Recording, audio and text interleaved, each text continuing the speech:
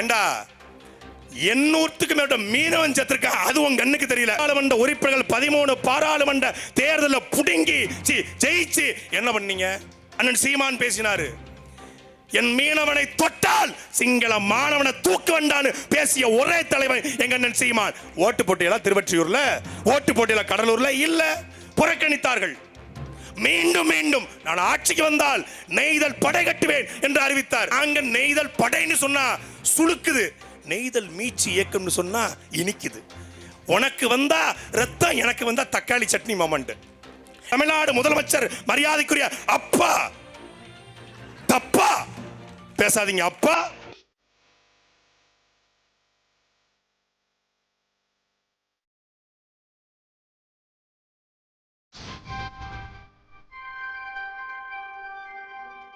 மீனவர்கள் மீன்களை பிடித்து கரைக்கு திரும்பினால் மீன்கள் மீனவர்களுக்கு உணவு, திரும்பாவிட்டால் மீன்களுக்கு மீனவர்களே உணவு என்கிற கவிப்பேரரசு ஐயா வைரமுத்துடைய வரிகளுக்கு இணங்க கடலோடு போராடுகிற மீனவ மக்கள் நித்தம் நித்தம் இலங்கை கடற்படையோடு போராடுகிறார்கள் என்று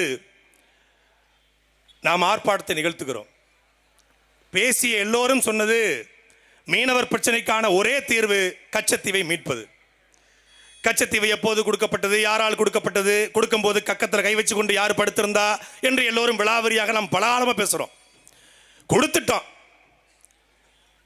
கொடுத்ததுதான், கொடுத்தா திருப்பி எடுக்கலாம். 1974 கொடுக்கப்பட்டது, கிட்டத்தட்ட 50 வருஷம் ஆகுது. இந்த 50 வருஷத்துல 1974க்கு பிறகு தமிழ்நாட்டில் 13 நாடாளுமன்ற தேர்தல் நடந்திருக்கு. 507 பாராளுமன்ற உறுப்பினர்கள் தேர்ந்தெடுக்கப்பட்டிருக்காங்க.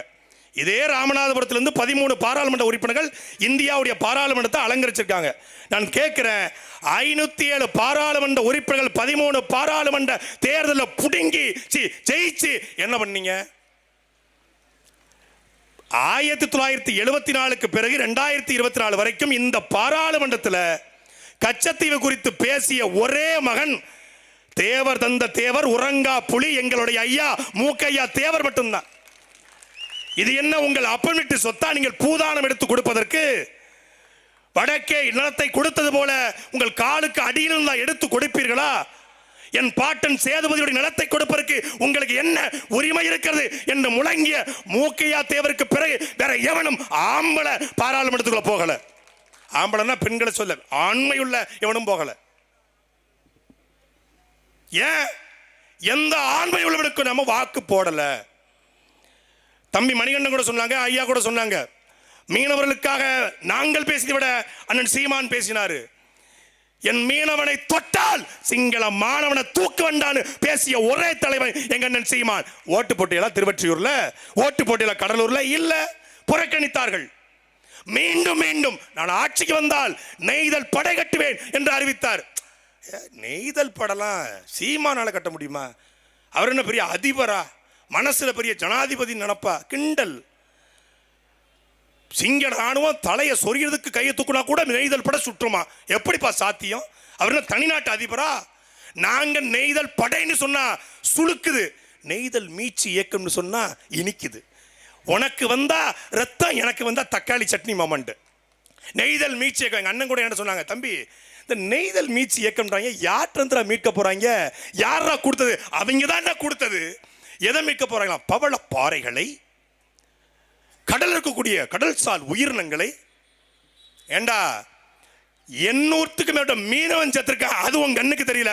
வடிவேல் ஒரு படத்தில் சொல்வாரு, ஏண்டாங்க மாடு செத்துக்கு உங்க கண்ணுக்கு தெரியல, ஆடு செத்துக்கு உங்க கண்ணுக்கு தெரியல, மீன் செத்துக்கு உங்க கண்ணுக்கு தெரியல, இத்தனோண்டு ஈ செத்துக்கு உங்க கண்ணுக்கு தெரியலடா. இன்னைக்கு தமிழ்நாட்டுடைய முதலமைச்சர் ஐயா ஸ்டாலின் அவர்கள் தொகுதி மறுசீரமைப்பை கண்டித்து ஃபேர் டீ லிமிட்டேஷன் என்று அனைத்து கட்சிகள், அதாவது இந்தியா முழுக்கூடிய 7 மாநில தலைவர்களை அழைத்து கூட்டம் போடுறாங்க. தொகுதி விரிவாக்கத்துக்காக தமிழ்நாடு முதலமைச்சர் கூட்டம் போடுறாரு. இந்தியாவுடைய விரிவாக்கத்திற்காக எங்கள் சீமான் கூட்டம் போட்டுட்டு இருக்காரு. இந்திய விரிவாக்கம் என்றால் கச்சத்தீவை மீட்டு இந்தியாவோடு இணைக்கிற இந்திய விரிவாக்கத்திற்காக, இந்தியாவின் எல்லை விரிவாக்கத்துக்கான கூட்டம் இது. நீ பெரியாளா, நாங்க பெரியாளா? முல்லை பெரியாறு தண்ணி தெரியல, அது உங்க கண்ணுக்கு தெரியல. பக்கத்துல இருக்க பினராயி விஜயன் ஹெட்செட் போட்டு கொடுத்து நீங்க பேசுறத மலையாளத்துல டிரான்ஸ்லேட் பண்ணீங்களே, அப்படி மலையாளத்துல என்ற சேட்டா கேரளாண்ட தண்ணி கொஞ்சம் கொடுக்கலோ அப்படின்னு பேச வேண்டியதானே, கொஞ்சம் தண்ணி தருவேலோன்னு பேச வேண்டியதானே. அங்கே டி.கே. சிவக்குமார் வந்திருக்காரு. டி.கே. சிவக்குமார்ட்ட தொகுதி விரிவாக்கத்திற்கு சிகப்பு கம்பளம் வரவேற்பு கொடுத்து ஏர்போர்ட்ல துப்பாக்கி அந்த காவலரை வைத்து டி.கே. சிவக்குமாரை அழைத்து வந்த தமிழ்நாடு முதலமைச்சர் மரியாதைக்குரிய அப்பா, தப்பா பேசாதீங்க அப்பா. கொஞ்சம் டி.கே. சிவக்குமார்ட்ட நீங்க உண்மையிலேயே சோத்துல உப்பு போட்டு சாப்பிடுறதா இருந்தா, தூத்துக்குடி உப்பு போட்டு சாப்பிடுறதா இருந்தா, காவிரில தண்ணி கொஞ்சம் தாங்கன்னு கேளுங்களேன், கேளுங்களேன். காவிரி பிரச்சனைக்கு தீர்வு இல்ல, முல்லை பெரியாற்றுக்கு தீர்வு இல்ல. இங்க நாம மீனவருக்காக போராடுறோம், அங்க அண்ணா யூனிவர்சிட்டிக்கு போராடுறான், அந்த பக்கம் ஜவஹர் அலி புதுக்கோட்டில் வெட்டி கொலை செய்யப்பட்டிருக்காரு, மக்கள் போராடிக்கிட்டு இருக்கான். திருநெல்வேலி டவுன்ல ஜாகிரிசன் கொலை செய்யப்பட்டிருக்காரு, மக்கள் போராடிக்கிட்டு இருக்கான். நாடு முழுக்க பாலியல் வன்கொடுமைகள் மக்கள் போராடிக்கிட்டு இருக்கான். ஜாக்டோ ஜியோ ஆசிரியர் பெருமக்கள் போராடிக்கிட்டு இருக்கான். மீனவ கூட்டம் போராடுது, மாணவ கூட்டம் போராடுது, மின்சார ஊழியர்கள் போர்மேன் போராடிக்கிட்டு இருக்கான். 2013 டெட் தேர்வு எழுதிய ஆசிரியர் போராடுறான். நாடு முழுக்க போராட்டம். அவரே சொல்றாரு 1,00,000 போராட்டத்துக்கு நாங்க அனுமதி கொடுத்திருக்கோம், இதுதான் எங்களுடைய ஜனநாயகம். திருப்பி அவரே சொல்றாரு சாலை எங்கும் சென்றேன், ஆக சாலைகள் எல்லாம் சென்ற எல்லா சாலைகள்லையும் மக்களுடைய கைகளில் படுக்கள் இல்லை, மக்களுடைய முகத்தில் மகிழ்ச்சி இருக்கிறது. மக்களின் கையில் மனுக்கள் இல்லையா, மகிழ்ச்சி இருக்குது. அப்போ இது என்னது? Hello mixture, excuse me, Gunasekaran, Sun TV, கொஞ்சம் ஜூம் பண்ணி ஐயாவுக்கு போட்டு காட்டுங்க. Hello mister Thanthi TV Hariharan, please excuse me, Karthigai Selvan, news 18 Tamil Nadu, கொஞ்சம் ஜூம் பண்ணி கொண்டு போய் காட்டுங்க, காட்டுங்க கொஞ்சம். எதுவுமே தெரியலங்க, ஏன் தெரியலன்னு கேட்டா அவரே சொல்றாரு. ஆனா பாருங்களேன், திமுக காரங்கள மாதிரி பொழைக்க தெரிஞ்ச உலகத்துல கிடையாது, தெரிஞ்சிருச்சு. சீமான் ஒரு வழக்கா போற கணக்கா போறாப்புல, இதுவரைக்கும் சாதியாக தெரிந்து கொண்டிருந்த தமிழ் சமூகத்தை இணைத்து கொண்டிருக்கிறார். இதுவரைக்கும் 13 அமைப்பு வந்திருக்கு, இன்னும் ஓராண்டு காலத்தில் ஒட்டுமொத்த தமிழ் அமைப்புகளையும் ஒருங்கிணைச்சிருவாரு.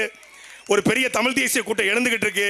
2026க்கு பிறகு நம்ம பிழைக்க முடியாது, இந்த வண்டியை உருட்ட முடியாது தெரிஞ்ச உடனே எனக்கு போட்டியா யூடியூப் சேனல் தொடங்கிட்டாங்க. அண்ணா பாத்தீங்களா, கிரீன் மேட்டை போட்டுக்கிட்டு ஸ்டாலின் ஒரு கண்ணாடி, அகடா எட்ட சொல்ற அப்படின்னா எட்ட கேள்வி கேள்வி பதில் நல்லா இருக்கியா, இந்த பொழப்பு நல்லா இருக்கு ஐயா, நல்ல ரெவென்யூ வருமியா, நான் கூட சப்ஸ்கிரைப் பண்ணியிருக்கேன் உங்க சேனலை, உங்க கட்சிக்கார மண்ண நான் பண்ணியிருக்கேன். ஏன்னா எம்.கே. ஸ்டாலின் பேஜில் லைவ் போதுங்க, ஒய்எம்சி திடல பேசிட்டு இருக்க லைவ் போது 47 பேர் பார்க்குறான், 48 நான். எங்க அண்ணன் வளசரவாக்கம் வரல, வளசரவாக்கம் காவல் நிலையத்துக்கு எம்டியா கேமரா வைக்கிறான், 15,000 பேர் ஸ்டேஷன்ல பார்த்துக்கிட்டு இருக்கான். எங்க அண்ணன் வரும்போது, இது தாண்டா தமிழ் தேசிய இனத்தினுடைய எழுச்சி.